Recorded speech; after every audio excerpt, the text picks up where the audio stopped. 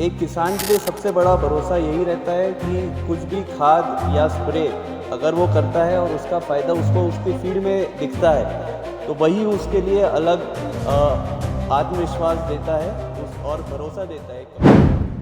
तो सोच लीजिए अपने तरफ से एक चैलेंज थ्रो किया था क्योंकि मैं अपने पहले पपीता से संतुष्ट नहीं था, तो मैंने उनको एज अ चैलेंज दिया कि आप मुझे पपीता का क्रॉप खड़ा करके दीजिए आपके शेड्यूल के हिसाब से, और फिर मैं आपके ऊपर कॉन्फिडेंस।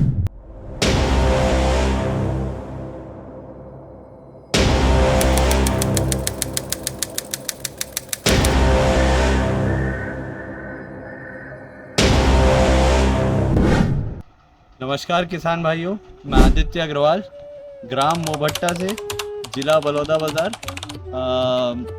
तहसील सिमगा से। और यहाँ पे मेरा प्लॉट है जिसमें मैंने केला और पपीता की खेती कर रखी है।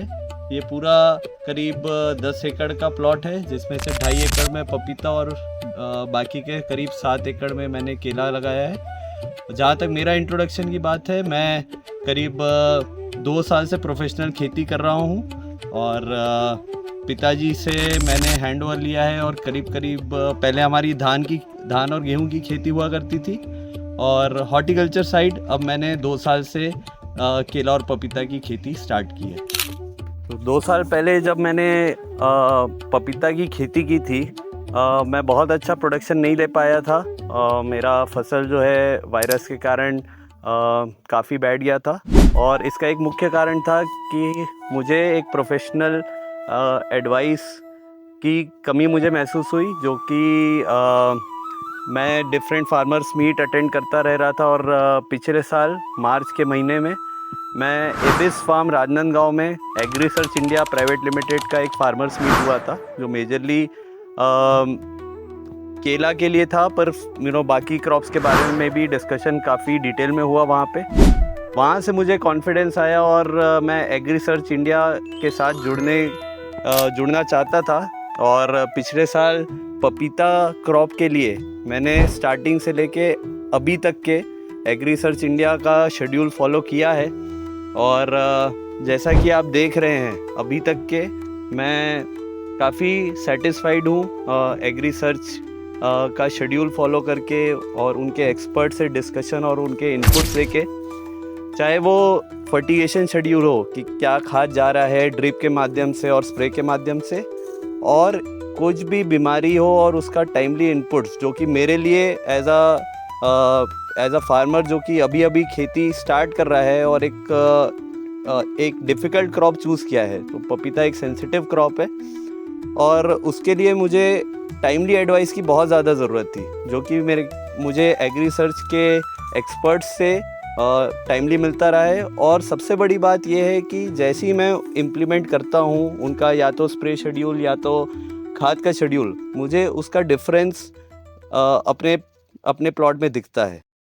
तो जब मैं एग्री सर्च इंडिया के साथ जुड़ा, मैंने उनको सोच लीजिए अपने तरफ से एक चैलेंज थ्रो किया था क्योंकि मैं अपने पहले पपीता से संतुष्ट नहीं था। तो मैंने उनको एज अ चैलेंज दिया कि आप मुझे पपीता का क्रॉप खड़ा करके दीजिए आपके शेड्यूल के हिसाब से, और फिर मैं आपके ऊपर कॉन्फिडेंस रख के मैं और भी क्रॉप्स में इम्प्लीमेंट करूँगा।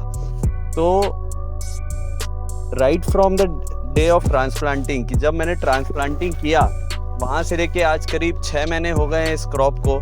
ये मेरा 1 जुलाई को ट्रांसप्लांटिंग है और आज हम करीब जनवरी एंडिंग पे खड़े हैं। तो जिस हिसाब से आप देखिए, जितने भी पैरामीटर होते हैं हेल्दी क्रॉप के लिए पपीता में, चाहे वो आप तने की मोटाई देखिए, चाहे हाइट देखिए पपीता की, जो कि बहुत कंट्रोल्ड है, बहुत हाइट नहीं गया है पपीता का पौधा। और सबसे बड़ी बात कैनोपी, तो आप देखिए जिस तरीके से कैनोपी बनी है, अभी भी पत्ते हरे भरे और स्वस्थ नज़र आ रहे हैं और नए पत्तों की संख्या भी काफ़ी है यहाँ पे।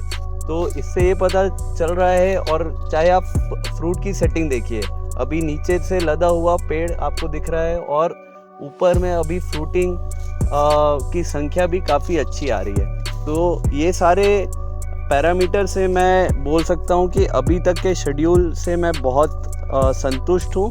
और जिस हिसाब से देख के लग रहा है मैं उम्मीद करता हूँ कि आगे ये शेड्यूल को और फॉलो करते हुए मैं ये क्रॉप को ज़्यादा समय तक के हार्वेस्ट कर सकता हूँ, और जिससे मेरा मुनाफा भी काफ़ी अच्छा होगा ऐसा लग रहा है इस सीज़न में।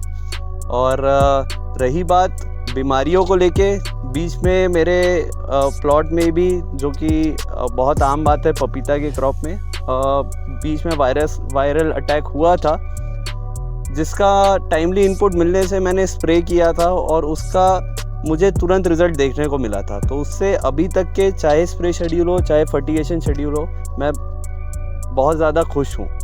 तो हमने फ्रूट सेटिंग के लिए जिंकाबोर, कैलमिनो और मैग्नीशियम सल्फेट का स्प्रे लिया था, और फ्रूट सेटिंग उसके कारण काफ़ी अच्छी हुई है, और ऊपर भी नए फ्रूट्स में भी उसकी मदद मिल रही है। तो हमने agri search India private limited के ड्रिप के माध्यम से खाद शेड्यूल फॉलो किया है, जिसमें हमने काफ़ी प्रोडक्ट्स यूज़ किए हैं, जैसे रूटांजा, लियोनॉर, एक्सटेंट, प्रोबियन, और भी काफ़ी प्रोडक्ट्स का इसमें यूज़ हुआ है, और जिसका फ़ायदा हमें अभी देखने को मिल रहा है फ्रूटिंग से लेके अभी तक के।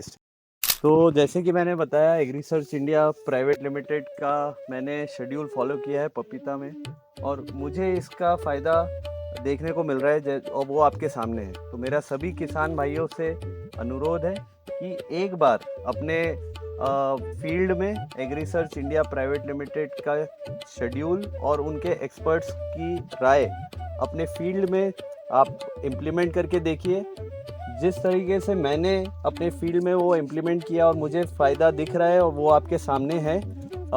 और एक किसान के लिए सबसे बड़ा भरोसा यही रहता है कि कुछ भी खाद या स्प्रे अगर वो करता है और उसका फ़ायदा उसको उसकी फील्ड में दिखता है, तो वही उसके लिए अलग आत्मविश्वास देता है और भरोसा देता है कंपनी के लिए। तो मैं एग्री सर्च इंडिया के साथ और भी फसलों से जुड़ा हुआ हूँ, और मेरा बाकी किसानों से भी अनुरोध है कि वो एक बार अपने फील्ड में भी इम्प्लीमेंट करें और इनके शेड्यूल का लाभ उठाइए।